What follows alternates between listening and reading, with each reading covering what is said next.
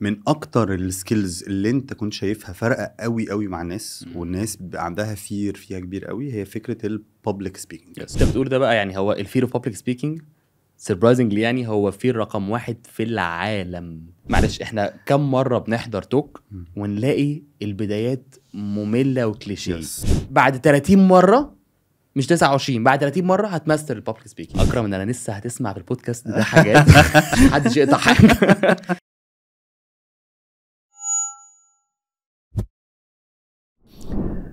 يا مساء الفل، ازيكم؟ ضيفي بقى النهارده يعني حد قليل الظهور على السوشيال ميديا. انا وهو غالبا يعني للاسف ما حصلناش الشرف ان انا اشتغل معاه كتير الفترات اللي فاتت، وعمره ما طلع معايا في اي بودكاست، وعنده شويه معلومات ما بيقولهاش كتير فعايزينه النهارده يطلعها معانا.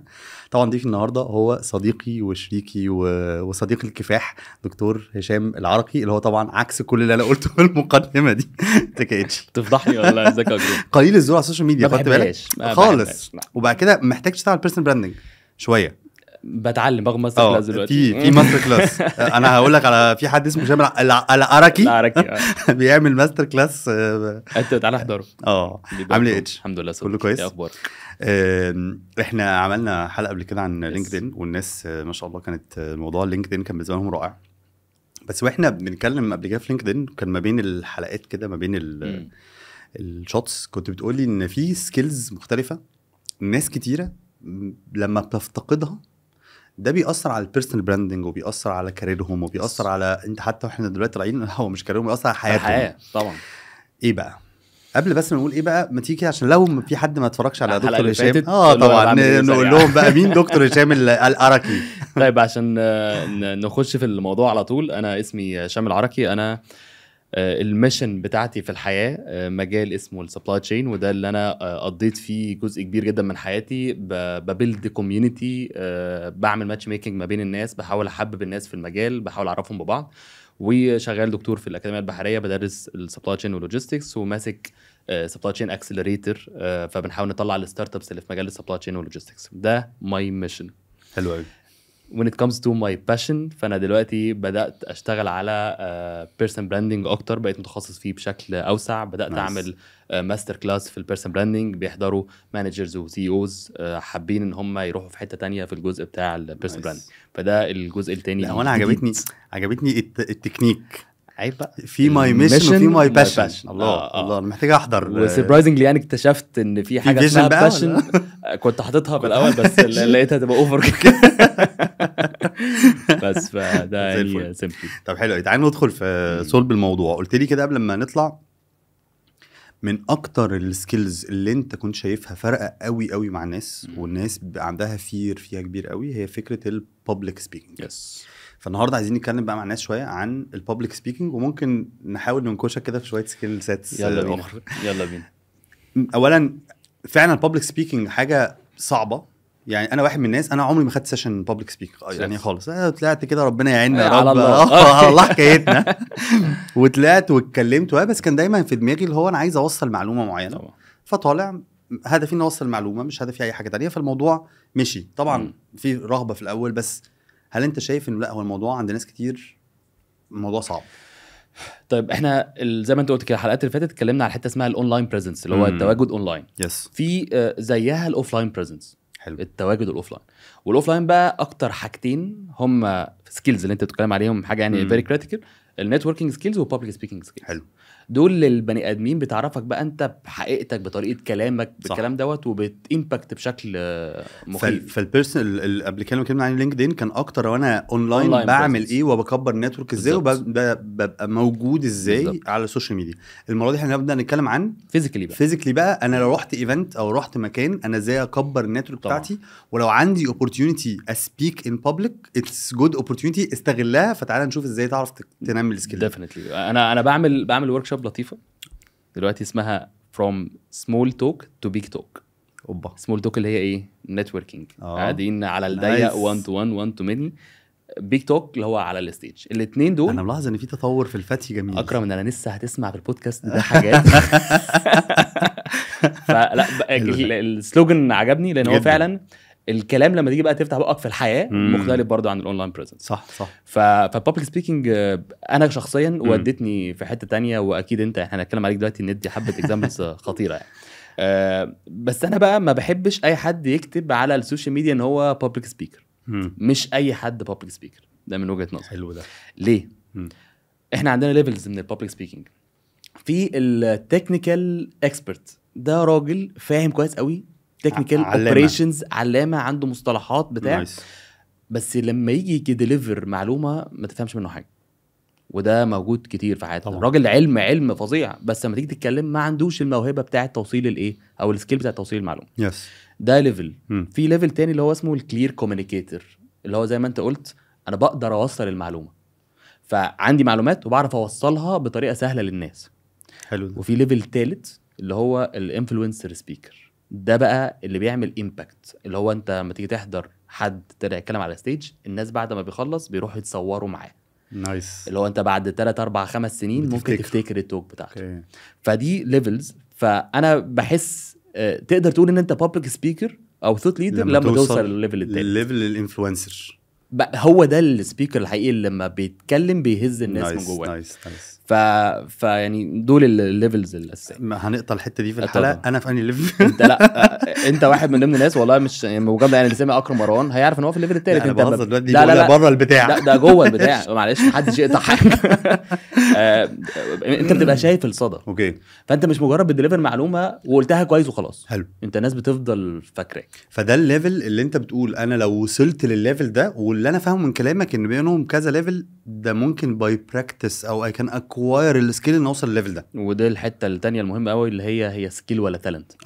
لان الناس كلها تبقى مختلفه في القصه دي. حلو. انا هحكي لك ستوري عشان نثبت ان دي سكيل ولا تالنت. اول مره اتكلمت كان سنه 2015. اتخرجت واشتغلت معيد في الجامعه وبتاع، وبعمل اوبننج لسيونت اكتيفيتي اسمه SCS. فبحضر 4 ايام عشان خاطر اقول بالظبط انا بقول لك ده. مساء الخير على حضراتكم، النهارده الاوبننج بتاع SCS واتمنى تكونوا مبسوطين. ده اللي انت كنت بتحضر 4 ايام؟ ده اللي انا بحضر 4 ايام. عمال اقول بقى قدام المرايه بقى مساء الخير ولا زي حضراتكم ولا ازيكم والسلام عليكم، قاعد بقى ايه بفنن اعمل ايه.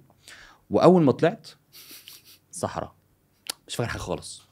الموضوع بالنسبه لي يا نهار اسود ايه ده. وانا المفروض اقول مساء الخير. مساء الخير والله العظيم اكرم، من كتر ما انا بحاول احضر تحضير زياده، ودي برضو مشكله هنتكلم عليها. انا اول ما طلعت نسيت كل حاجه. فهنا هو ده كان اوحش يوم في حياتي. وكان عندنا عميد ومساعد العميد قاعدين، اتلخبطت في اساميهم.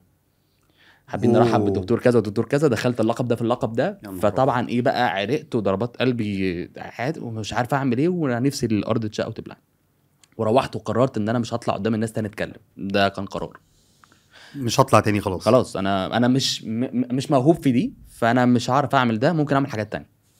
وبعديها بسنتين بالظبط بدات اطلع شويه على السوشيال ميديا، الموضوع بدا يتحسن شويه. كلمني CEO شركه كبيره قوي مالتي ناشونال، عاملين ايفنت في مصر، والمفروض ان انا عايزني سبيكر. طبعا ده سنه كام؟ ده 2013. لا 2013. ده كان قبل يعني، اقصد ده لا 2011 ده اول طلعه. انت قلت 2015، فاول طلعه دي اول طلعه 2011. حلو. في 2011 قعدت سنتين مش راضي تطلع على اي حاجه بابليك سبيكينج، وكنت بتعملها على السوشيال ميديا عشان تفك شويه الرهبه. بالظبط. وفعلا اتحسنت وبدات اتكلم كويس. ولما الناس شافتني قالوا لي تعالى سبيكر في ايفنت بتاع سبلاي تشين يعني في حتتك. رحت الايفنت، اوبورتيونيتي كانت ضخمه يعني، واجانب وبدل وبتاع. دخلت لقيت قاعه كبيره والناس قاعده وبتاع ورهبه، والسكرين واخده 18 متر في 18 متر، وصورتي طالعه على السكرين، كل حاجه بقى. وكان في سبيكر بيتكلم قدامي. انا عملت ايه؟ يا لهوي انا متخيل. انا عمري ما كنت اتخيل انا ممكن اعمل ده. خدت مفتاح العربيه، ركبت عربيتي ومشيت. ما اديتش التوك. روحت وعملت زي العيال الصغيره اللي هو ايه، معلش بطني وجعاني، انا مش حصلت لي حاجه، تعبان بتاع. وهنا بقى انا روحت البيت بقى، ده كان التيرنينج بوينت في حياتي. انا يا هعمل حاجه يا انا خلاص كده الموضوع ده انتهى بالنسبه لي. فاللي انا قصدي عليه ان دي سكيل. انا دلوقتي بعد البراكتسنج انا بعشق المايك. انا والمايك ما اعرفش ناخد منك المايك. اطلع اتكلم في اي حاجه. فانا عشان اوصل لده فانا نميت ده، فده معناه ان هي ايه، سكيل. لكن هل فيها جزء تالنت ولا لا؟ انا شايف ان فيها على الاقل 20% تالنت. اوكي. لان في ناس ربنا خالقهم بيعرف يتكلم، دمه خفيف بالفطره، الفويس تون بتاعه صوته ممكن يكون في ناس صوتها مسرسع، في ناس صوتها بتاع، فده بيبقى جزء تاني. فنقدر نقول هي 80% مهاره بس ما شاء الله هشام انت بتقول من 2011 ل 2013 انا fear of speaking يعني in public بشكل لدرجه ان انا بتراجع، بتلخبط وبتراجع وبكنسل الى اني مخيفه بشرح ده. انا مش بس بعرف اعمله، لانه في ناس كتيره دي حاجه ان جنرال يعني السكيلز اربع ليفلز. في مستوى انا لسه بتعلم السكيل، في مستوى انا بقيت عارف اعمل السكيل كويس بس محتاج شويه سوبرفيجن، في مستوى ثالث هي كانها دايره كده، مستوى ثالث ان انا متقن السكيل قوي لدرجه انا مش محتاج خالص سوبرفيجن، في مستوى رابع انا متقن السكيل لدرجه ان اعلمها. فانا اللي بتقوله النهارده شام انت خدت الليفلز الاربعه دول من اول لما انا اصلا مش عارف اعملها خالص لغايه ان انا النهارده انا ممكن اكون بعلمها. واللي انت بتقول ده بقى يعني هو الفير اوف بابليك سبيكينج سربرايزنجلي يعني هو فير رقم 1 في العالم. انه الناس بتخاف منه اكتر من الموت تقريبا، عالميا. رقم 2 الدث اكتر من الموت. هتموت ده رقم 2 ليه؟ لانك مش عارف هتموت امتى، الله اعلم يعني دلوقتي بعد لكن انا عارف ان هطلع انا دلوقتي قدام الناس في 5000 واحد باصين لي كلهم مستنيين ان هم يعملوا جادجمنت، فانت كده مرعوب. فده رقم 1. وبيقول لك في 10% بقى عندهم فوبيا، واحنا شفناها في ناس وقعت على الستيج كتير قدامنا. فدول خلاص هو بالنسبه له ده انهيار. وفي 10% بيعشقوا المايك. فيعني دي الايه الارقام. وربنا ما يوريكم يا جماعه اللي بيمسكوا المايك دول بيعملوا ايه. رغي السنين. حلو زي الفل. فايتس سكيل اقدر انميها مش يا جماعه في جزء تالنت، لكن هي اكتر حاجه هي سكيلز اي كان اكواير واقدر اشتغل عليها. نعمل ايه بقى اكواير السكيل دي ازاي؟ اقف بقى قدام المرايه واجيب الورقه ايه اعمل ايه؟ طيب بص، هي عشان بس يعني الكونكلوجن بتاع الحلقه هي في الاخر براكتسنج، وهنشوف القصه دي في الاخر. بس تعالى نفكر مع بعضينا في تيبس تخلي ناس تهدى شويه قبل ما تروح. حلو قوي. مبدئيا كده في حاجه بنقولها ask about everything. اسال على اي حاجه، اسال على كل حاجه في الاول خالص. اوكي. لما حد هيقول لي انت عندك توك، اسال عن كل معلومات كتير، كل التفاصيل. حلو. ودي بتريح كتير لانك انت بتاخد وقت imagination ايه اللي هيحصل. فاسك about ايه توبيك. هنتكلم صراحه كده مع جاي اكلمكم عن ايه النهارده. وعن التوبيك ليه؟ لان مش كلنا شاطرين في كل حته، حتى وذن الفيلد بتاعك. انت النهارده في الكارير عندك معلومات كتيره جدا، بس في حته معينه ممكن ما تبقاش تخصصك. صح. فرقم 1 بيقول لك انك بتهدي 70% من الانكزايتي اللي عندك او انك بتبقى متوتر لما تماستر التوبيك. التوبيك ده انا فاهمه وهضمه واشتغلته بايديا ومبسوط ان انا هروح اتكلم فيه. حلو. فان هو بيتحول التوتر لاكسايتمنت.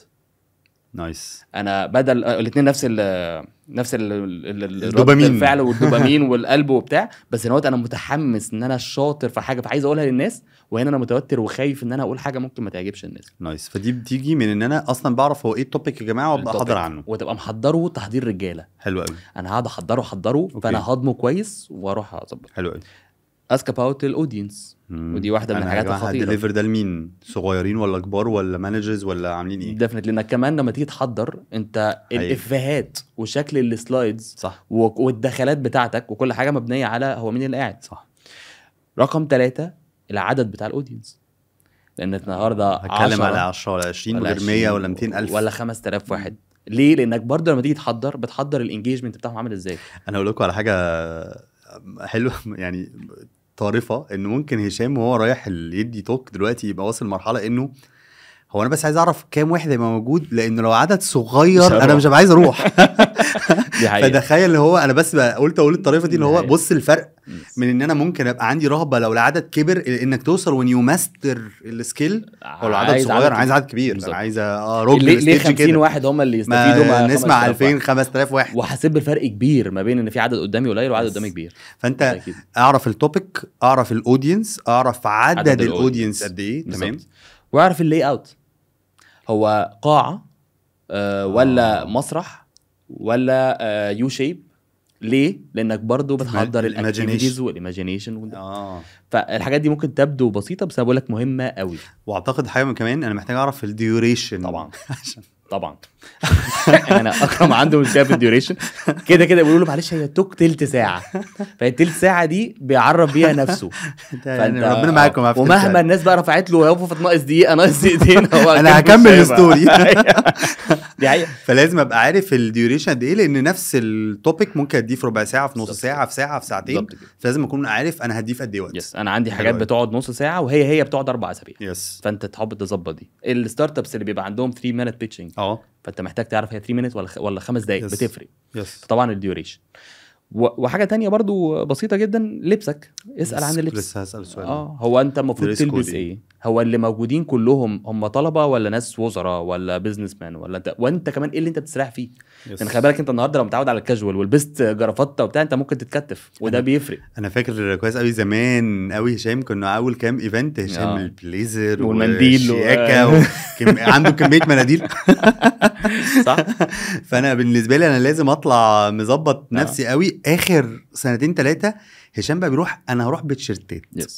ليه؟ انا قاعد بكلم طلبه، انا عايز الموضوع يبقى كاجوال. خلاص بقى برضو في سنه مور كونفيدنس، مور خلاص انا عديت ده كتير. انا في الاخر انت مش هتقيمي بس بشكلي، وعايز ابقى مستريح، فده بيفرق. لكن لو انا قاعد قدام مانجرز لا ممكن ابقى عايز دريس كود مختلف، سيمي فورمال. فبتسال برضه عشان ما تبقاش انت رايح غريب قوي يعني كلهم لابسين بدل وانت رايح بشورت فتحس ان في حاجه غلط. امبارح كنت في ايفنت في سفارة وهم قايلين سمارت كاجوال او سيمي فورمال. فقلت سيمي فورمال سمارت كاجوال الاثنين واحد. فانا رايح لابس سمارت كاجوال وبراندز ابن ناس برضو يعني، بس معايا الشنطه بقى بتاعت اللابتوب.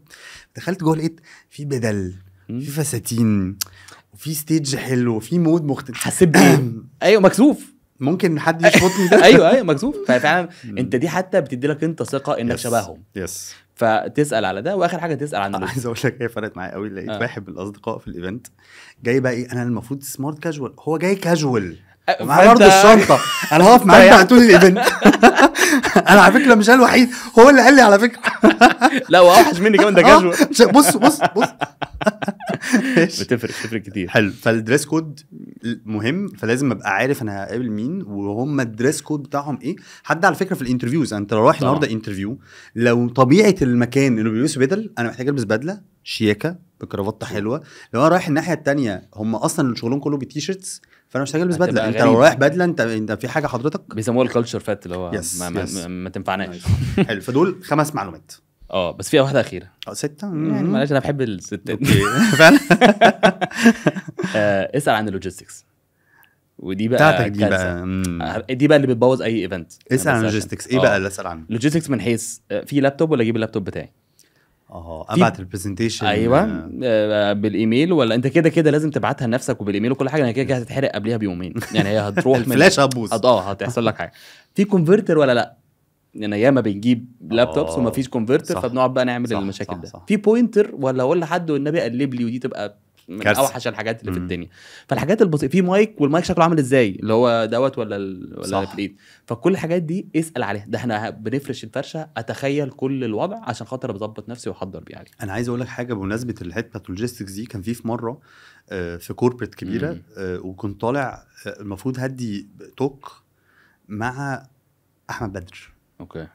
فاحمد بدر راجل ما شاء الله يعني علامه يعني. فبقول لهم يا جماعه معلش بس يعني انا هطلع اتكلم وهو بيتكلم. فيقول يعني ما شاء الله انتوا اتنين ده اهدوا بس كده. لا بصوا يا جماعه طالما هنطلع احنا اتنين فانا هعمل ايه؟ انا هوسته. حلو. فينفع انا اهوسته، هو عنده علم كبير، انا ممكن ايه بعد العلماء لما يتكلموا انا اعمل شويه ريكاب اظبط الدنيا. فكانت حاجه من الحاجات اللي فرقه هو مين الاودينس قاعد قدامي طبعا. ومين اللي هيكون جنبي اللي هتكلم معاه. فانا طالع في بانل مثلا فانا مين اللي طالع يتكلم جنبي. فيا جماعه لا it would differ في كتير. انا نوع التحضير بتاعي هيختلف. وممكن اصلا غير حاجات يعني ممكن غير في سيت اب. انا فاكر كويس قوي في مره واحده من الايفنتات كان في حد في بانل وهي كانت واحده وكانت عامله حسابها ان هي تتكلم ببرزنتيشن. هي اصلا عامله حسابها انها هتتكلم في برزنتيشن. فراحت لقيت انا جوه بانل فقالت اوكي بصوا يا جماعه لما هتسال السؤال ده هستاذنكم بس ايه انا هفتح البرزنتيشن واطلع اقف. فبقى الموضوع شكله قد جدا لانه حضرتك هي بانل احنا عايزين نسالك سؤال يعني هنقعد نسالك كتير. فاللوجيستكس بتفرق حلو قوي. انا يعني برضو حضرت اخر ايفنت فاوندر لستارت اب كبيره واحنا كلنا قاعدين مستنيين وماسكين الموبايلات بنصوره مستنيين هنقول بقى فقعد 35 دقيقه بالظبط متضايق ان البرزنتيشن شغاله هناك ومش وراه، وقعدنا نحاول نظبط في القصه دي كتير، شغاله في الشاشه اللي قدام مش شغاله وراه.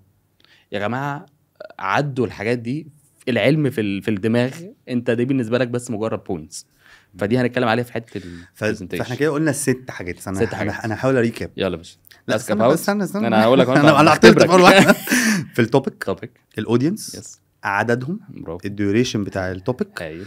استنى رقم 5 دي، استنى.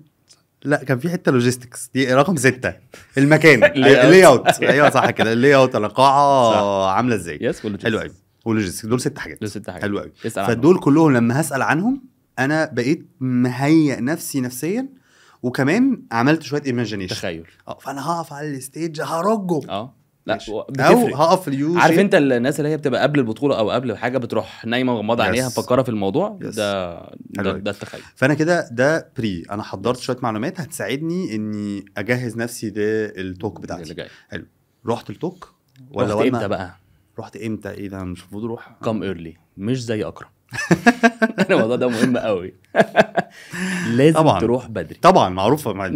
انت ميعادك 6 مش بتروحش 6:30 ولا بتروح 6. طبعا انت بتروح 5 على الاقل قبل 5 ل3 اسباب. مش عايز اقطع. انت كده ما بتعملهاش، بس انا بقول لك يعني يمكن تستفيد بيها. يمكن تستفيد صح. اول حاجه ليفل التوتر بيهدى. انت النهارده لما تروح جري على التوك بتاعتك ومش فاهم حاجه اكيد الموضوع بيبقى يا لهوي ده ناقص قد ايه ويلا انت فين وبتاع. فده رقم 1. واحده من ضمن الحاجات اللي بتقلل التوتر تعالى بدري. انت طبعا مش هتستوعب اللي انا بقوله.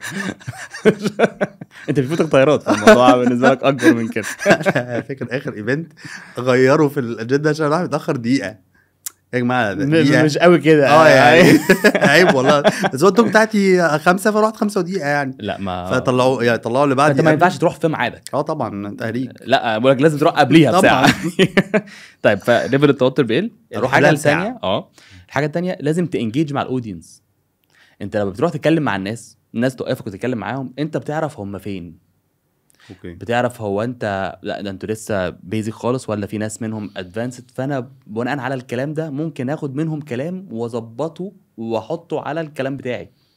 سألك سؤال معين فانت تقوم ريفلكت الكلام ده في اجابتك. زي يا جماعه قبل ما اطلع كان في حد بيسالني على الكلام ده. حلو ده. فبتعرف الليفل بتاعهم فين وانت بتبيلد اون على الكلام بتاعهم. حلو قوي. الحاجه الثالثه بقى ودي المهمه قوي، اعرف ليفل السبيكرز اللي كانوا قبلك او بعدك. ايوه حلو ده. اللي قبلك انت النهارده الموضوع ده مهم قوي. حلو قوي. انت النهارده لما بتروح وتلاقي السبيكر اللي قبليك ضعيف او يعني اللي هو كلير كوميونيكيتور بيوصل المعلومه، انت بتبقى طالع متحمس انا هطلع اهد الدنيا. واللي قبلك كان قوي قوي بيعلي عليك البار. وحش قوي. هو انا لازم اعلي. انت محتاج تعلي وممكن كمان تاخد من كلامه برضه.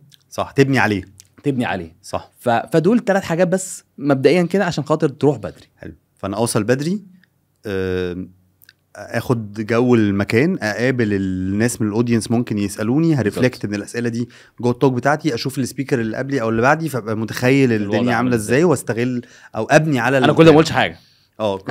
كل ده بس ايه بحضر. الموضوع واضح ان فيه علم بريبريشن بنحاول. اتفضل فندم. طيب رحت. حلو.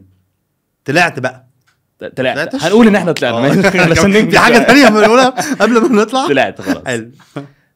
ستارت سترونج. حلو. ودي مهمه قوي قوي قوي. معلش احنا كم مره بنحضر توك ونلاقي البدايات ممله وكليشيه. بقت ممله التوك خلاص. انا بشكر حضراتكم على التنظيم وشكرا على الدعم وميرسي انكم كلمتوني وشكرا لمنظمين الايفنتس والحاجات دي كلها فيري فيري بورينج بالنسبه للناس العاديه. ساعات بيبقى فيها حته يعني محتاج تعملها بوليتيكلي اوكي، لكن في العادي مش الطبيعي انك تبدا البدايات الكليشيه دي عشان بتفصل الناس، والناس بتفنطك في 3 ثواني فعلا زي موضوع السي في. من 3 ل7 ثواني انا بعرف الراجل دوت هيقول حاجه ولا هيتعبني. يس.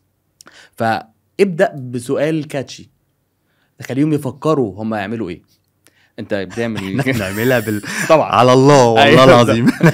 انا بعمل سؤال كام شركه قول لنا امثله. لا انا فاكر كويس قوي من اللي انت بتقوله فعلا. حتى واحنا بنروح مع بعض الميتينجز احنا من اول الانترودكشن احنا انت عارف الكلمه المحفوظه كوميدير انتاج بامبرز مقاس 5 ونص شرق أيوة. الاوسط، فلازم اقولها، فلازم قدامي يضحك ويبتسم. بالظبط. ففي حته في الاول انا بحاول بريك الايس كده مع الناس، أيوة. واللقطه الاول بعد ما اخلص الانترو كم واحد مقتنع الشغل في مصر وصل يرفع ايده. ده سؤال.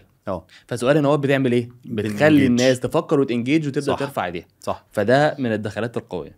الدخلات بقى اللي هي والله يا باشا اتعلمناها ما اتعلمناهاش كده بس خلاص، ما هو ده، ما دي تكنيكس بقى بتتعلم. صح. الحاجه التانية المهمه قوي يا جماعه، قوي قوي قوي قوي، اللي انت بصراحه استاذ فيها، ستوري تيلينج تكنيك. انت ما فيش توبيك تقدر تديليفر والناس تفضل فاكراه الا لو انت بتحكي قصه. صح. فلو سمحت حور اي حاجه بقصه. احنا النهارده لما بدانا البودكاست قلت لك الستوري بتاعتي وبتاع، وما عرفتش اتكلم لحد ما، فوات ايفر انت بتعمل ايه، احكي القصه، هتلاقي الناس ما بتنساهاش. صح. وبتفضل معاك من الاول للاخر عشان تشوف نهايه القصه ايه. انت قصتك بتاعت راس جامبو. بمناسبه القصه انا هقول حاجتين. اول حاجه، في مره كنت انت بتدي توك عن الانتربرينورشيب، واول لما عايز تقول حاجه في حته البرودكت ماركت فيت وانك تنزل السوق، فقمت انت كل الناس بتقولها بتقعد تشرحها. قمت انت مشغل فيديو في فيلم اكشن، ناس بتتخانق مع بعض ومش عارف ايه، وفعلا كان في لقطه. فانا لغايه دلوقتي فاكرها. ليه؟ لان انا فهمت كلمه برودكت ماركت فيت، انك المنتج ممكن ينزل السوق يتضرب صح عن طريق الفيديو ده شغلته انه في 30 ثانيه وصلتني المعنى. انا لغايه النهارده انا مش ناسي. فيه ضيفه جت معانا في البودكاست، واحنا في البودكاست حاسس وهي بتتكلم انا سمعت الكلام ده قبل كده وانا قلت حاجه فهي حاسه ان هي سمعت الكلام ده قبل كده. فاكتشفنا ان هي حضرت لي من 7 سنين. تقول لي انا دلوقتي افتكرت، انا قاعد بقول انا اكرم متاكد على فكره من زمان حاضره بقى القصه من زمان. لو انت بتحكي قصه افتكرت ايه ده، انا سمعت القصه دي زمان. لغايه النهارده القصص دي بتفضل سايبه اثر في حياه الناس. لا بجد من اكتر الحاجات المخيفه في انك لا انت خلاص بقيت شخص امباكتفul. انا القصه مش هنساها، المعلومات ثبتت. فالستوري ستوري يا جماعه، ما واخترع ستوري على فكره مش لازم تبقى حقيقيه 100% عشان بس يعني نكون عادي فيها حقيقه، بس في تاتشات حطها بحيث ان الناس توصل لها المعلومه عن طريق يعني ممكن تاتشات يكون افيه، نكته، حاجه. يا جماعه الافيهات بتتحضر، حابب اقول كده للساده المشاهدين، الافيهات بتتحضر. بس طبعا في حته هنتكلم ان هو السنس اوف هيومر مهم، بس خلي بالك لو انت مش دمك خفيف عشان دي انا مش عارف دي انا نكتشفها ازاي بس بتفرق ان واحد بيستظرف لان هي شعرايه، وان واحد دمه خفيف. بس لو عرفت تضحك الناس كل حاجه فكت. الناس بقت انجيج معاك. دي من اكتر الحاجات اللي بشوفها. انا عايز اقول لك انا اكرم، انت عارف انا انا عندي اسطوانه انا بخش في كل الايفنتات بس خطير. بس اللقطه ان لو قاعد قدامي لو لقيت من اوائل الافيهات الضحك في قليل انا بهبط. ايوه طبعا. فانا ماشي فمستني الافيه اللي جاي، فلو التون ابتدى ما يعلاش ماشي هو ده يوم مقرف وانتوا عيال فصيله ايوه صح، احنا هنقضي الليله مع بعض.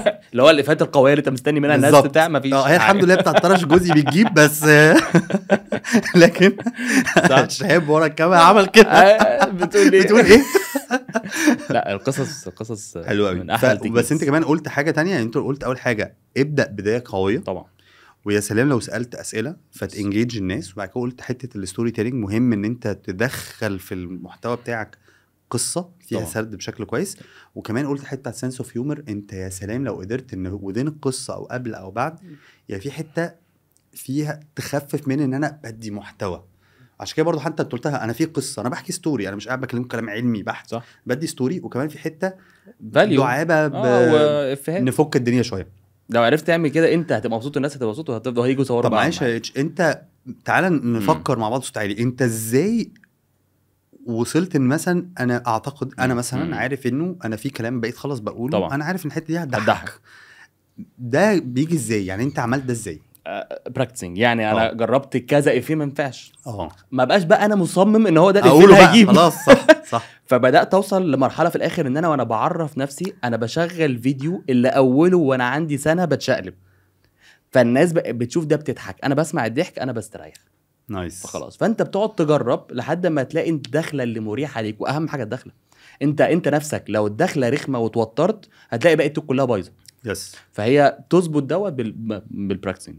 لحد ما حاجه تنفع هي دي بتاعتي، Yes, وهتفضل yes. بقى معلق عليها طول عمرك. Yes, حلو الاسطوانه بتاعتي. ده حقيقي. وفعلا احنا والموضوع فيه براكتس كتير، لان انا كل مره انت في افيهات خلاص بقى بتقولها ناجحه، Yes. بس كل مره بيطلع حاجات جديده طبعا بتيجي مع الكلام طبعا. فواحده سمعت هبدا اكررها، لقيتها بتجيب كمل باشا خليها معاك دي استخدمها.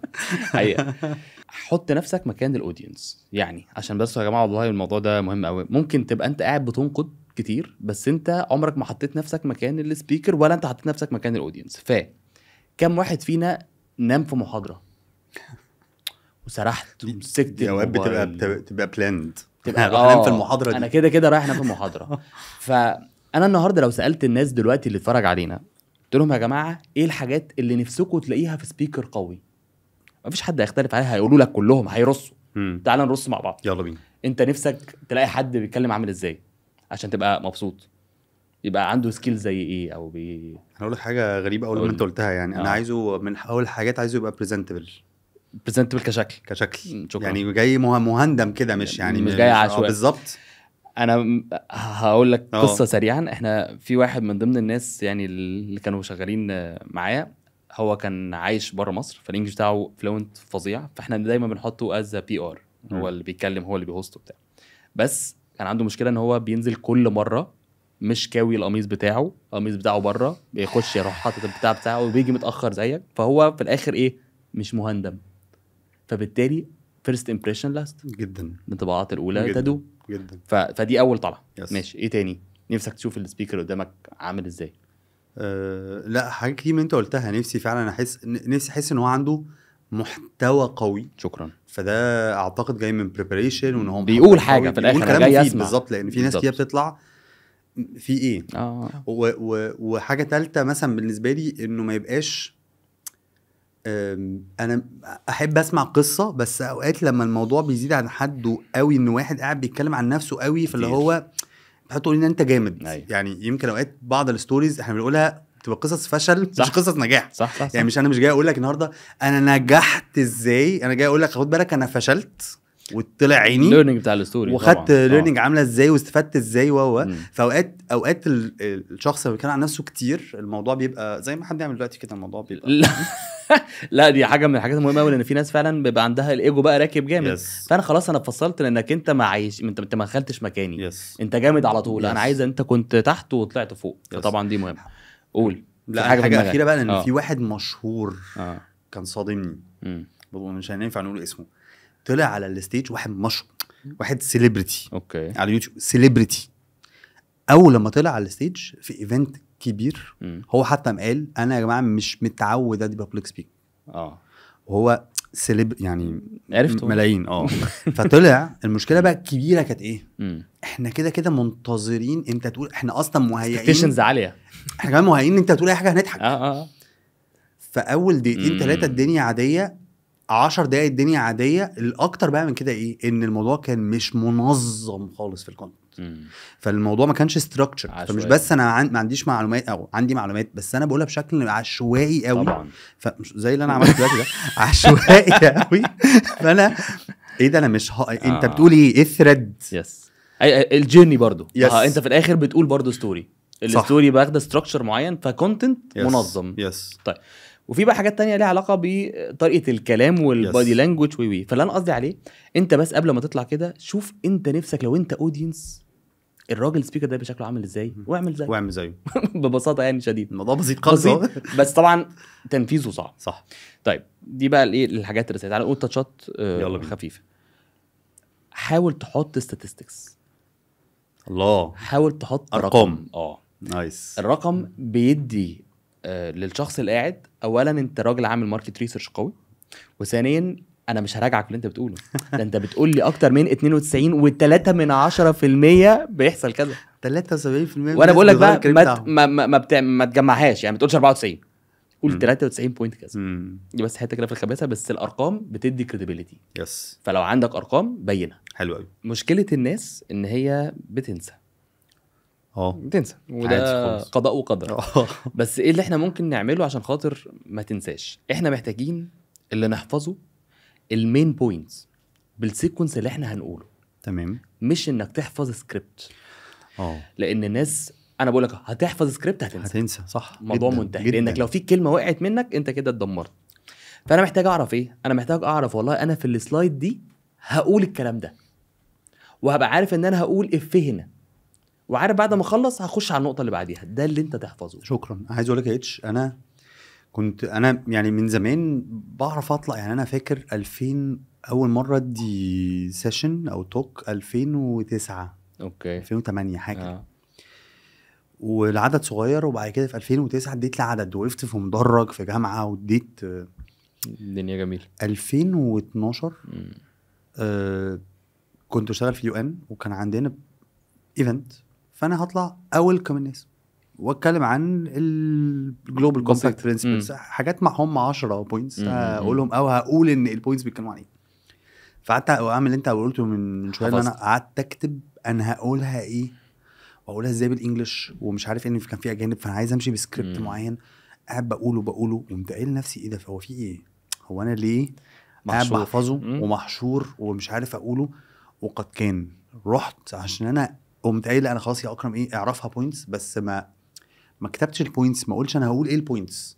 وانا بقيت 3-4 سنين بدي عشان عارف ان كان في سكريبت. جيت اقوله ما عرفتش اقوله، ما بتجليش على فكره، هتحفظ ما عرفتش اقوله خالص. فقمت قالب الكلام، قمت مطلع السبيكر اللي بعدي، وانا اللي بويلكم الناس، انا ببدا الايفنت وانا ما كنتش بتوتر خالص. مش مشكله لو عملت كده التوتر هتلاقيه بقى ليفل الوحش. انا عادي. فاكر كويس قوي اتش، مره كان عندنا انا وانت ميتنج مش نسيت الشيخ زايد مع سبونسر. وبعد كده احنا طولنا مع السبونسر، وانا كان عندي سيشن هديها في الجنرال الكتريك ريجنالي بالانجلش. واو. فما كانش خلاص انا مفيش اي توتر، هروح قمت فاتح اللابتوب ايه الاخبار يا جماعه ويلا بينا، قمت قايل ليه خلاص انا مفيش محضر قوي، عارف النقط مش سكريبت زي ما تقول. ففكره السكريبت عشان كده حتى في الانترفيو قبل بنقول للناس ايه، انا هعمل مايند مابس. المايند مابس عباره عن نقط. أيوة. انا في البوينت دي هقول كذا واقول كذا واقول كذا واقول كذا، واحفظها فيجولي، وانت بس دماغك البوينتس قولها، ما تبقاش سكريبتد. بالظبط. وزي ما انت قلت انا في الاخر هتبان وكاني برتجل، وهتبان كانها سبونتينيوس، لكن هتطلع منظمه خطيره. فدي اوعى تحط سكريبت، والله هتنساه. بتحداك اقسم بالله هتنساه. وبعدين بقى في نقطه حلوه بقى، اللي هو لو انت نسيت اللي انت هتقوله اتس نوت ا بيج ديل، عادي يا باشا. ليه بقى عادي؟ لان مبدئيا انت بس اللي قدام نفسك عارف انك نسيت. صح، حلوه. لو سمحت ما تقولش معلش يا جماعه انا نسيت النقطه دي، ما تبينش ده. يعني انت نسيت خلاص، اللي قدامك اصلا مش عارف هتقول ايه. منطقيه ده ايه ده، والله تصدق بديهيه. لا انت قلت حاجه فعلا، انت اللي محضر برزنتيشن، فانت الوحيد اللي كنت عارف ايه النقط، هتقول ده بالنقط. بالظبط. فعادي يا جماعه لو هم كانوا 6 وانت قلت 4 ما حدش عارف هم كانوا 6 ولا الهوا. وتعامل وما تبينش، لان ده بيخلي الناس تفقد مصداقيتك صح في اللي انت بتقوله. صح، حلوه. فدي برضو نقطه بسيطه يعني. حلوه. دي بقى اللي هي الخوازيق اللطيفه اللي بتحصل في الايفنت. فبنقول لك avoid السادن فاكتس بقى اللي بتحصل. في حاجه هتحصل وانت بتتكلم انت مش محضر لها، فلو سمحت تعامل عادي جدا. زي انت عارف انا دايما بقول انا بتاع جمباز بقى وبتشقلب وبتاع، ايه اللي يخلي واحد بتاع جمباز وهو طالع السلام يروح متكعبل واقع على وشه؟ بقول لك انا السلام عليكم. وحصل. هتعمل ايه بقى؟ كعبلت. كعبلت طبعا. عارف محمد رمضان كده حصلت. بس هو كمل عادي، وقف يا باشا اسد. هو ده بقى الصح. انا في واحد صاحبي وقع ما بين السكرين والستيج، يعني هو بيتكلم مره واحده اختفى، ما بقاش موجود. انت حط نفسك مكانه، هو قاعد تحت دلوقتي. هو قاعد تحت، هو طلعوا قاعد مش عارف يطلع يعمل هيقول ايه. عندك زي ما انتوا شفتوا عندك 2 اوبشنز، يا تطلع تتضايق وتشتم في البتاع وبتاع، وده مش ستيج وده مش اسلوب، وده ان هو شكلك وحش وعيل صغير قد كده. يا اما تطلع تسف على نفسك، وده المنطقي، لان كده الناس هتسف عليك، فانت خدها بساعه صدر وطلع انت نفسك على المسرح. طلع انت على المسرح عادي، ده الحل. او تتجاهل الموضوع خالص وتكمل. بس احلى واحده ان انت تسف على نفسك. يس، دي باي براكتس يعني. لا دي فاكر كتير جدا وانا بتكلم، وخاصه لو ورك شوب صغيره. فوانا بتكلم واقول لهم مش عارف ايه والتوتر ومش عارف ايه، وانا بتكلم ام البوينتر وقع او القلم وقع، وزي ما انتم شايفين والله انا حصلت معايا لازم اول تريك. وزي ما انتم شايفين تطلع انت نفسك على طول. وانا فاكر كويس حصلت معانا في كذا ايفنت ان السبيكر اللي طالع اتوترت قوي لدرجه ان هي فجاه قامت قايله ايه ليا او ليك، انا عايز حد يطلع معايا.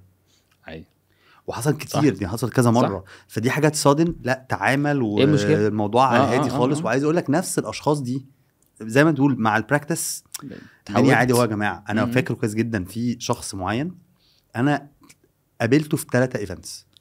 اول واحد هو متوتر، تاني واحد الموضوع احسن كتير، تالت واحد اللي هو باشا ما انت شبح هو فيه. يس. وعلى فكره دي بقى نقطه مهمه قوي، لو سمحت اتكلم من قلبك. دايما بيقول لك اللي هو من القلب للقلب، اللي بتقوله من قلبك بيطلع من قلبك. والناس مش مستعده تسمع اي حاجه متزوقه زياده. انت لو اتكلمت بطبيعتك وريجاردز بقى مين اللي قاعد، حتى لو وزير قاعد ما تتكلم يا سيدي. صح. انت شامل اللي بتتكلم، اكرم بيتكلم، فاتكلم لو سمحت. ما تلبس ماسك حد تاني عشان الموضوع ده بيفرق كتير. طيب طبعا في بقى جزء ليه علاقه بالبادي لانجويج، وده احنا يعني معظم الناس عارفاه، بس بيفرق بطريقه بشعه في الشكل اللي قدام. من الاخطاء الطبيعيه اللي بنشوفها انك ممكن تدي ظهرك عشان خاطر تقرا. فاحنا اصلا على فكره احنا بنقول الموضوع دوت يبدو عادي بيزك بيحصل وناس كبيره. فانت ازاي بتقرا؟ ما انا بعرف اقرا. تديني ظهرك اولا ده عدم احترام، وتقعد تقرا السلايدز انت خلاص كده فصلت ما بينك وما بين الناس. حركه الايدين والرجلين بتبقى مخيفه. في ناس غصب عنها تحط ايديها في جيبها غصب عنها، ولو قلت له شيل ايدك من جيبك هيشيلها وبعد 3 ثواني هيحطها تاني، لان هو مش متعود، قافش في نفسه او بيبقى مربع الديفنس مود. فدي من الحاجات المشاكل. او بقى البنت بتلعب في شعرها وسايبه التوك اصلا، او يلعب في دقنه بيلعب في دقنه. والرجلين نفس الكلام. في ناس بتعمل البندول ده اللي بتبقى واقفه طول ما هي ماشيه واقفه بتتحرك فانت قاعد معاها عمال تعمل كده حاجه تخوت. او بتبقى حاطط رجل على رجل كده وانت واقف لكنك باليرينا. فدي برضو من الحاجات اللي انا بسيب التوك وبفضل مركز في رجلي. فطبعا البادي لانجويج فيها حاجات كتيره والايدين وطبعا اتش صحيح لما بقول الحته دي غلط انه اوقات، بس ده بقى بعد براكتس وبعد خبرات. في ناس انت ممكن تقول ايه ده مش المفروض احط ايدي في جيبه، بس في ناس بتحطها شكرا بس تمام. هو الناس متقبلاها، عارف يعملها وذين كونتكست مع سياق معين مقبول، فتمام. بس دي مش هتيجي من الاول. احنا بنتكلم على اللي في الاول بس طبعا بالعكس دي بتدي بوزيشننج ساعات في حته. انا بتكلم في حته وانا وانا ماشي خطوتين بروح حاطط ده في جيبي وبتاع. فبس مش الطبيعي دي يا جماعه هتيجي بعد مرحله من لان الناس بتحسها تناكه. انت حاطط ايدك في جيبك كنت بتكلمنا. الاي كونتاكت. وانا بقى النهارده مش هقول لك على علم الاي كونتاكت على قد ما هقول لك موقف حصل لي وصورته. انا انبهرت بالقصه دي، انبهرت. في الاكاديميه كان عندنا ايفنت كبير في قاعه يعني مدوره كده. فجي واحد اجنبي بيقول لي هم الاودينس هيبقوا قاعدين فين قبل الايفنت؟ فقلت له والله هيبقوا قاعدين في الوش وغالبا ناحيه الشمال كده، يعني في الحته دي كده. فقال لي اوكي. فالمهم الراجل بدا التوك، وطول ما قاعد بيتكلم عمال يبص قدامه ويبص ناحيه الشمال، يبص قدامه ويبص ناحيه الشمال. فانا منبهر بالاي كونتاكت بتاعه. وبعدين صاحبي اللي جنبي بيقول لي خلي بالك ده كفيف. طلعت موبايل وصورت معاه الفيديو. ده كيس. ماستر. انت يعني ايه ما بتشوفش وبتعمل اي كونتاكت مع الناس كده؟ ده معناه انك فاهم اهميه الاي كونتاكت. ده خطير. وان احنا ربنا مدينا الحاسه دي ومش عارفين نعملها. فبيقول لك ازاي الناس لما تكون مش واخده بالها منك ولا سرحانه ولا بتاع، انك تبص مجرد تبص لها هي خلاص رجعت انتباه تاني. صح. وما تبصش لشخص واحد، لازم يبقى عندك المثلث. انت غالبا بتبص للشخص اللي هو بيعمل كده فانت فاهمني. ايوه انا معاك. ايوه او في ناس بقى بتبص فوق شمال. اصلا انا مش هبص للناس معانا ولا انا بكلم ملايكه. فطبعا اي كونتاكت انك تحاول بقدر الامكان تبص على كل الناس اللي موجودين حتى لو في ارياز من بتفرق كتير. يعني انا اوقات بقول برضو بفتي يعني في هذا العلم انه يا جماعه انا لو على حسب حجم الاودينس عامل ازاي انا ببدا اقسمهم مربعات. وبايما بختار 1 أو 2 في كل مربع تبص عليه. هبص في اتجاهه مش لازم في عينه. صح. بس في اتجاهه. فكل اللي في المربع ده شايف ان انا بكلمه. فانا قاعد مقسم مربعات. انا لازم عينيا تبدا تتحرك على المربعات. وطبعا الحركه بتاعت العين هو مش كده يعني لا مش انا مش ايوه دي حقيقه هندي. بقول لك في ناس بقى تتقن الاي كونتاكت بتبوظه خالص. جيت اعميها لا الموضوع بيبقى سخيف يعني. اوكي. طيب في بقى حته مهمه قوي افويد النون ووردز والفيلر ووردز. زي ايه بقى؟ ان في نان وفي فيلر. النن دي اللي هي النان دي اللي هي او دي اسمها ايه؟ دي مش كلمه، ده نان وورد، دي حاجه في الفراغ. ايوه بالظبط. الفيلر وورد بقى اللي انت بتحشيها، اللي هي نايس، اللي هي نايس. يعني انا بقول نايس افويد اللي انا بعمله بالظبط. خدوا بالكم انتوا فاكرين بعمله عشان هي لازمه؟ لا انا عايز اعلمكم. بالظبط، اقول لكم ده ما ينفعش. عندك بقى بالانجلش unfortunately basically actually الحاجات دي كلها eventually وفي بقى بالعربي انت فاهمني واوكي وتمام. الحاجات دي لو هي في الخفيف حلو هتمشي، لكن كترتها في ناس لما بتيجي تطلع تدي سبيتش انا مركز في اللازمه بتاعته انت بتقولها باستمرار مخيف، فبالتالي انا فقدت خلاص السيطره. انا بشوف انت بتقول تمام دي كم مره، انا قاعد بعد بقى هو عارف يا ناري يا ناري، انا قاعد بعد انت بتقول دي كم مره. ايه بقى حلها؟ عشان دي بتبقى صعبه. ايوه، في تكنيك بيقول لك السايلنس. يعني ايه؟ جرب هي صعبه برضه، خلينا نحاول نبراكتس مع بعض. انا دلوقتي هقول تمام، فقبل ما اقول تمام انت بتقول تمام دي عشان تفكر في الجمله اللي بعديها. يعني انت بتحشي حاجه عشان تقول في الجمله اللي بعدها. اقف ثانيه وكمل كلام تاني. حسيتك هتقول لازم احاول تقف وتكمل. اموت واقولها. لا نتكلم خلاص تمام. اقول عادي تمام يعني نايس. والله بجد انا جربته. اوكي، صعب في الاول بس تحاول تمسك نفسك وانت هتقول اللازمه. انا اعتقد انه اوقات خاصه لو في بابليك سبيكينج انه لما بتسكت اوقات في حد ذات السكوت ده بيلفت انتباه. طبعا ده كتاب، ده ماستر بقى ان انت كتاب. تقف امتى. كتاب اسمه ذا باور اوف سايلنس. ف لما تقول كلمه او جمله او رقم او فاكت كبير لازم تقف بعديه، فتدي مساحه للريفلكشن ناس تجمع والتركيز. حلو انا باخد $1,000,000 في $1,000,000 وتقف بعد كده تكمل كلامك. او ممكن بنستخدمها كمان انك انت تسكت الناس اللي قدامك. لو الناس بتعمل دوشه ففي لحظه كده اسكت 3 ثواني. فاكر كويس جدا حد السي او شركه كبيره بدون ذكر اسمه كان بيدي في بابليك توك لطلبه، وهو شخصيا بيحب الطلبه دي. وهو غالبا كان اليوم ده كان فيه كومبيتيشن او حاجه، فالطلبه مشهيصين وهو طالع بعد لما هم في لسه في عز الشهيصه. فهو طالع عايز يوقفه.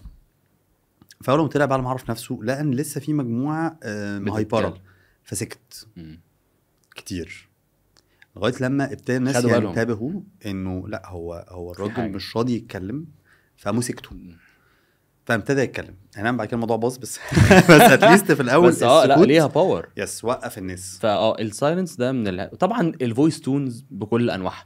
المونوتون الجميل اللي انت ممكن تقعد تتكلم ما شاء الله ساعه بنفس الفوليوم، لا بتعلي ولا بتوطي، انت ماشي، وده حاجه متعبه جدا ممله جدا يعني.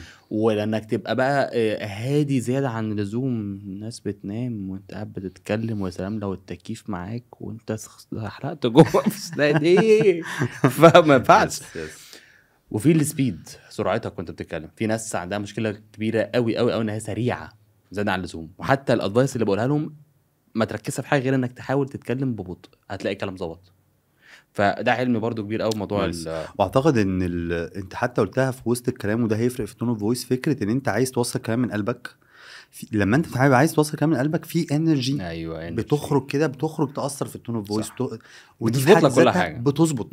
يعني انا فاكر كويس جدا وبشوفها كتير في ايفنتات كتير جدا ما شاء الله. هشام جاي طالع اللي قبله او اللي بعده الدنيا كانت لطيفه وكل حاجه، بس واكيد كل الناس بتشوفها في ايفنتات تلاقي مع سبيكر معين العدد على الستيج بيبدا يتملي، صح، يتزحم، وهم ممكن مش عارفينه، بس الانرجي والتون اوف فويس والاهتمام اتراكت الناس تبقى تيجي. السبيكر بقى بحد ذاته بيبدا يحس باكسايتمنت سنه انا الناس قاعده بتيجي طبعا. الناس ابتدت تقف، اعداد ورا كترت، اللي هو انا ماشي حلو يقول لي فيات اكتر في حماس بقى.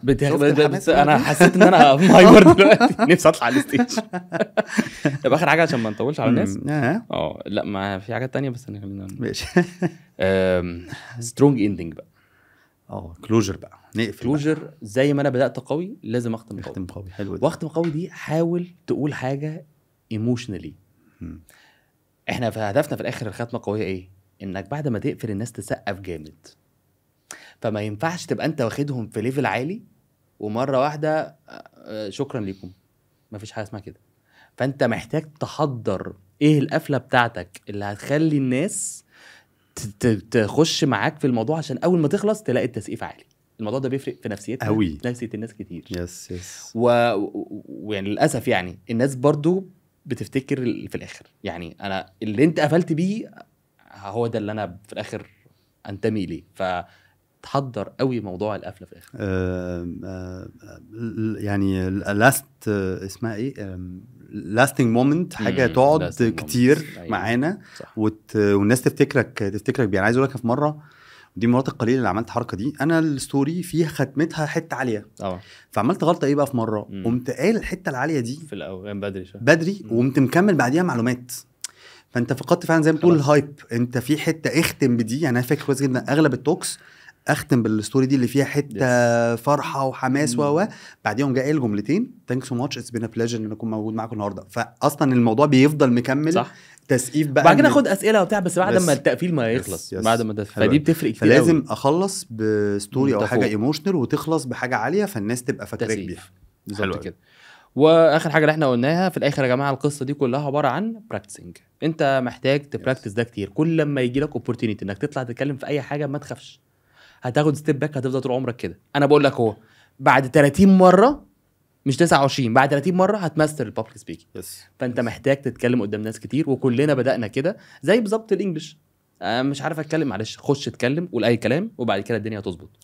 فطول ما انت بعيد وخايف تاخد الستيب هتفضل طول عمرك في البابليك سبيكينج مش احسن حاجه. وده if you mastered او ابتديت سنه فيه، ده هيفرق معاك في كاريرك وهيفرق معاك في حياتك وهيفرق معاك في الاوبورتيونيتيز. يعني خدوا بالكم يا جماعه، انا او هشام او اي حد من خلينا نقول هشام لما بيطلعوا ويبقوا positioned as a public speakers، هو من غير لما يقصد هو بيجي له opportunities طبعا. بيتفتح له بقى توكس تانية، بيتفتح له opportunities في الشغل. انا فاكر كويس جدا في سفريه من السفريات مع شركه جيرني الرحله سابقا هم قالوا لي اطلع ادي التوك وخلاص. الناس بقت حافظه كراسه الجامبو اطلع اقولها، فقمت طالع قايلها. فاكر كويس جدا وانا قاعد كانوا قاعدين ناس كتير HR، فجات لي حد اكرم وانت مش بتفكر ترجع كوربريت تاني؟ لقيتها بتكلمني اللي هو احنا عايزينك تيجي تشتغل معانا في حاجه في الاتش ار بانك يعني او في السيلز. ابتدت تتكلم معايا وكانها بتديني اوفر. فانت اوقات البابليك سبيكينج ده بيدي لك اوبورتيونيتيز انت مش واخد بالك ان هي ايه ده، انا ممكن الدنيا دي تفتح لي بطرق مختلفه. سبيشال انك مش بتتكلم واحد، انت الله اعلم مين بيسمعك. انت قاعد عندك 1000 واحد ولا 2000 واحد. بمناسبه الله اعلم مين هيسمعك دي، انا واحد من اكبر البروجكتس اللي جات لنا في 22 سنه 22 كنت في ايجيبت كي سامت، واحد من اهم الايفنتس في مجال الكارير، وكنت على الستيج مين ستيج وبتكلم عن الجوب هانتنج جيم وبقول الكراسه الجامبو عادي، بس بشرح تكنيك موديل في هاو تو فايند ا جوب ان مالتي ناشونال كومباني. وليها لا كنت بشرح لا تشوز بريبير ابلاي. فانا قاعد بشرح وعادي في ناس قاعده، فانا مش عارف بتتكلم بشكل عام.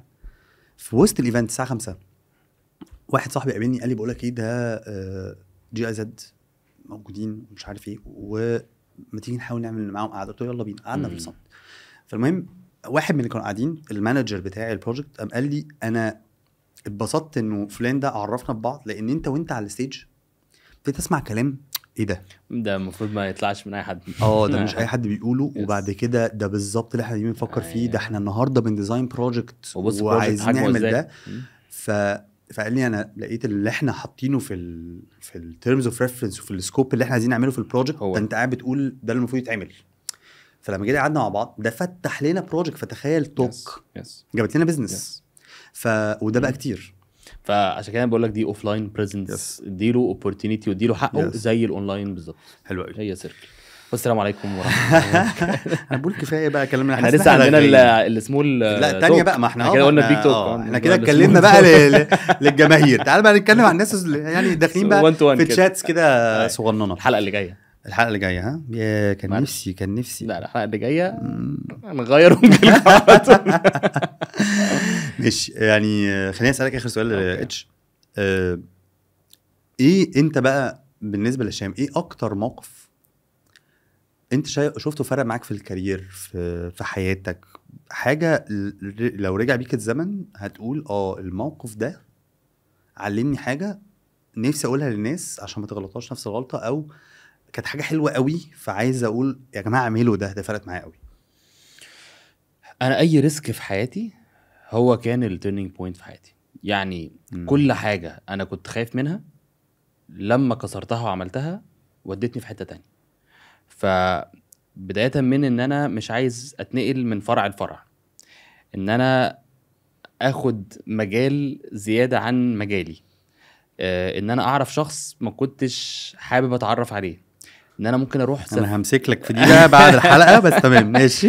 ان انا ممكن اروح سفريه حاسسها تقيله عليا، ولما رحتها فتحت لي اوبورتونيتي انا ما كنتش متخيلها.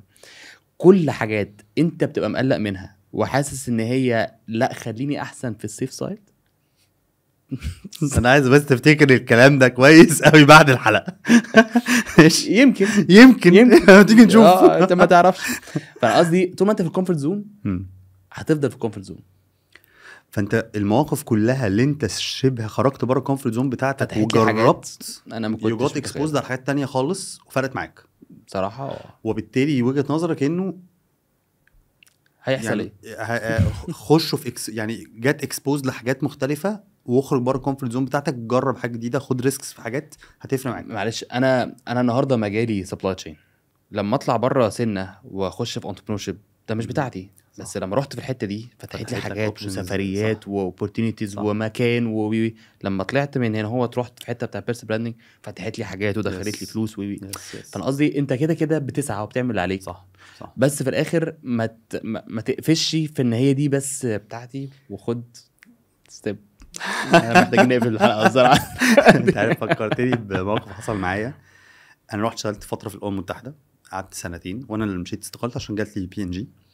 انا وانا رايح عقد الامم المتحده كان البروجكت العقد مدته 4 شهور بس. والبروجكت كان بقاله 2-3 شغال وعايزين يعملوا له كلوجر يقفلوه، فقالوا احنا هنكستند 4 اشهر.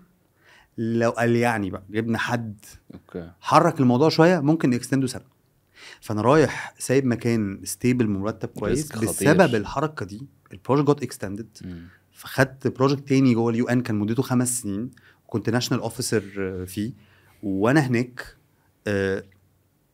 فتح لي اوبشنز كتيره وانا بشتغل في الامم المتحده، وما كنتش همشي الا اروح عشان اروح PNG. فانت قصتك كلها كده اصلا، ده انت بتسيب بلاوي. بالظبط.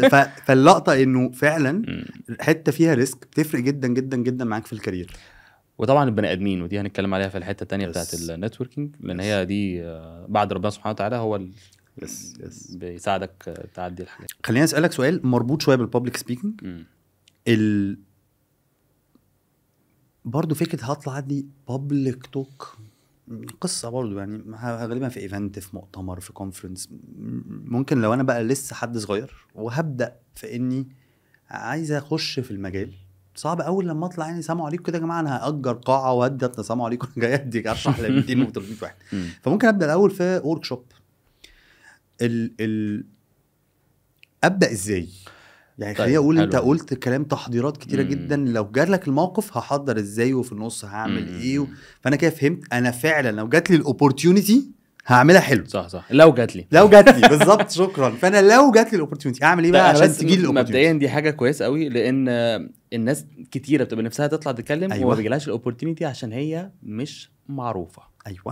هنرجع تاني للاونلاين بريزنس. انا بقول لك محدش هيكلمك يقول لك ما تيجي تدي سبيتش الا لو انت معروف. اوكي. او لو انت شغال في شركه كبيره فالشركه بعتتك. حلو. غير كده مش هتطلع. اوكي. ده بس كحته بابليك سبيكينج على ستيج سكوب كبير يعني. على بقى الجزء الصغير، انا بقول للطلبه استغل اي بروجكت بتعمله في الجامعه، اي برزنتيشن بتعملها في الجامعه، اي ستودنت اكتيفيتي انت موجود فيه، خد المايك واطلع اتكلم. حلو. وهبل. نصيحتي هبل. اوكي ما شاء الله. اطلع قول اي كلام، والله ما بهزر. وما تحضرش يا سيدي. انا بقول يعني اعمل البروسيس بس على قدها، بس انا بقول لك اكسر ده واطلع قدام صحابك الاول اللي عارفينك، اطلع اتكلم وخد فيدباك. خلي حد اديله موبايل كده، حد يصورك وانت مروح البيت كده، تتفرج على انت كنت عامل ازاي، انت بتقول ايه، تحسن ده ازاي. فاكسر ده عن طريق ستودنت اكتيفيتيز. مش محتاجين طبعا نقول اهميتها يعني، بس الستودنت اكتيفيتي كمان انك تطلع تبريزنت، حلو، تطلع تبقى انت الهوست، نايس. تطلع تكسر دوت في السياق بتاع الجامعه، اسهل انت بكتير. فكرتني يا اتش في حاجه مهمه قوي في الحته دي. احنا كلنا عارفين في ستودنت اكتيفيتي رائع اسمه اناكتس. طبعا واحده من Presentation. اكتر الحاجات اللي بتميزهم ان عندهم تيم اسمه برزنتيشن، وبييجوا يعملوا بروجكت على مدار السنه كلهم شاركوا فيه، ويجي في الاخر مجموعه تبدا تبريزنت الكلام ده. فذاتس واي النهارده اناكتس بقوا معروفين لانه they present. وده ليه اصلا كنا بنتكلم على ان خريجين مثلا حاجه زي الجامعه الامريكيه والجامعه الالمانيه ليه بيبقوا اوقات مميزين عن غيرهم؟ بيعرف يتكلم طول الجامعه قاعد بيعمل برزنتيشنز كتير، اساينمنتس بيروح يبريزنت، فهو كسر الحته دي. فتخيل بقى دلوقتي احنا فعلا حاجه من الحاجات اللي بنقول خريجين جامعه امريكيه بيبقوا اقوياء جدا فيها. ليه؟ الانجليش والبرزنتيشن سكيلز. هو بيعرف يبريزنت نفسه كويس غير التكنيكاليتيز بقى خالص. يعني هو احنا محدش بيتكلم، انا ما سمعتش حد صح. خالص من اي اتش ار بيجي يقول اصل خريج الاي سي او جي سي، يمكن جي سي في حاجات معينه في انجينيرنج، لكن ما سمعتهاش في انه اصل دول شاطرين تكنيكلي، بيعرف يبريزنت نفسه بشكل كويس، بيعرف يتوكتيف. عشان كده بقى لما شفناه في اناكتس نفس الكلام، بيعرفوا يبريزنتوا بشكل كويس، فده فرق معاهم. فانت شايف ان البدايه استغل الستودنت اكتيفيتي واطلع واتكلم وبريزنت وخش في البرزنتيشن تيم حتى لو انت ما بتعرفش. انا عشان كده بقول لك روح، انت مش هتعرف الا لما تجرب، مش عارف هو زي ما اطلع بالظبط. فانت احشر نفسك في الحته دي. ولو انت بره الستودنت اكتيفيتي أيوة. نفس الكلام. فكره انك تبدا تعمل ورك شوب لاصحابك حلوه. يس خلي بالك هو عادي، احنا النهارده مش كلنا عندنا نفس النولج. اعمل لهم برزنتيشن عن ازاي الماركتنج او ديجيتال ماركتنج وانت شغال في ستودنت اكتيفيتي بيفرق. فاعمل برزنتيشن، جرب، حط السلايدز، خليها كاتشي، وخلي البرزنتيشن حلو، حط ستوري وقعد الناس حواليك واشرح لهم وتبادل. ده اللي ابتدى معايا انا في 2009. قلت لك انا اول حاجه خالص كانت انه وانا بتخرج من الجامعه انا عايز اقول للدفعات اللي اصغر مني انه يا جماعه خدوا بالكم، انا شايف وانا بتخرج ان عندي مشكله محتاج اتكلم قدام. فانا جاي اقول لكم بصوا يا جماعه فين المشكله. لا ده انا كنت ما كانش هدفي ان انا عايز ابريزنت قد ما انا ابتديت اعرف شركات، ابتديت اعرف سيرتيفيكتس، فعايز انقل لهم الكلام ده قبل ما اتخرج عشان ما تحطوش معايا في نفس موقفي. فعملت ده مره، فلقيت ايه ده الناس عايزه الكونتنت ده، طب ما يلا نروح اديه. فابتديت بنفس الحاجه بالظبط. عارف بقى الحته كنا بنقولها اللي هي you're nothing could be everything to someone else. نايس. الحاجه اللي انت شايفها صغيره جدا ممكن تبقى حاجه كبيره، ممكن تبقى حاجه كبيره بالنسبه لزمايلك. ابدا بيهم. يس. اكسر الحاجز دوت باصحابك، بزمايلك، بالناس اللي في سنك، الناس اللي اصغر منك. يس. طب لو حد سينيور بقى، يعني كده عرفنا ان انا لسه طالب او لسه متخرج هعمل ده. طب لو انا حد سينيور، بص في اسلوب انا استخدمته في الاول خالص قبل ما الناس تبدا تطلبني. انا اللي ببعت للناس اقول لهم انا عايز ابقى سبيكر في الايفنت ده. صح. وباي ذا واي من صحابنا اللي انا اعرفهم دلوقتي واللي شاطرين جدا هو اللي بعت لنا قبل كده في سبلاي تشين سامت وقال لنا والله انا اتكلمت في كونفرنس كذا عايز ابقى. فهو ما كانتش الاوبورتونيتي هتيجي وانا كنت افكر فيه الا لما هو ما يبعت. صح. اهم حاجه بس انت تبقى عندك الحاجه اللي تديها وانت عادي تريكوست، ده مش عيب. انا عايز اقول لك انت فكرتني، مش هينفع اقول اسماء ناس، بس في 2-3 من المعروفين دلوقتي في السوق طبعا ابتدوا انه جم ادوا معانا ورك شوب صغيره في اي كارير من 6-7 سنين فمن دلوقتي هو ما شاء الله النهارده هو بابليك سبيكر يعني ابتدى بكده. صح. وهو فعلا قدم عادي كانه ترينر وسبيكر وهيجي يدي الاول ورك شوب صغيره لغايه لما الموضوع كبر معانا. فابدا بالبوش سيستم عادي لحد ما يجي لك البول تبقى لوحدها. وطب لو انا بقى جوه كوربريت ومش بتكلم على بابليك سبيكينج، هل حته برضو ان بريزنت انترنالي جوه الشركه بتفرق؟ دي خطيره. ده بالعكس، ده هو بقى كمان ليفل بروفيشنال اكتر بسكوب مختلف، وبرده فيها نفس التولز. هتعمل البرزنتيشن، هتعمل البريبريشنز المظبوطه، هتتكلم، هتحاول تنجيج الناس. فهي في الاخر هي سيت اوف سكيلز واحده. انا عايز اقول لك افتكرت دلوقتي موقف. انا اختي كانت بتشتغل في شنايدر، ومن 14 سنه مثلا جات لها اوبورتيونيتي ان هي تترين ناس في السيلز على تول هم المفروض يستخدموها. وهي كانت الادمنستريتور بتاعت التول دي. التول كانت سير ام. فابتدت برزنتيشن وتبريزنت. فالمهم كان في تريننج جاي من بره لحد من بره مصر جاي يشرح التول دي كناحيه ادفانس. فهو بيشرح مين هي الادمنستريتور، فقاعده بتنجيج معاه ومش عارف ايه، وابتدت توري له حاجات هو عاملها. فهو راجع هو افتكر كويس قوي اللي هو يا جماعه في واحده في مصر بتدي تريننج حلو مثلا، طب ما احنا انا محتاجها، تعالي بقى. فشي جات ان اوبورتيونيتي في شنايدر بره مصر بسبب ان هي كانت شاطره في التول، محضراها قوي وتبريزنت ليها وتديها تريننج بشكل كويس. مين بقى اختتمت كاريرها سينيور مانجر هيد جلوبال، بتريبورت الفي بيز في شنايدر بسبب برزنتيشن. ما دي اللي بقول لك عليها بقى، استغل الاوبورتيونيتيز. يس يو نيفر نو. اتشي نورتني وشرفتني والله. كلام كان في شويه كلام فتي كده جميل حلو ولذيذ از يوجوال. حبيبي اتش نورتني والله العظيم. بالتوفيق، ولو عندك اي خوف توكل على الله انا هجرب الحاجات اللي بتاعتها دي. تسلم لي اتش، نورتونا. وهنشوف اتش ان شاء الله في حلقات اخرى، ان هو ضيف زي ما قلت لكم ما بيحبش يطلع كتير على شاشات التلفاز، بس احنا بنحب ان عشان هو صاحبي احنا واسطه. فاحنا بنحاول كده نشير شويه ثوتس. فنشوفكم ان شاء الله في الحلقه الجايه.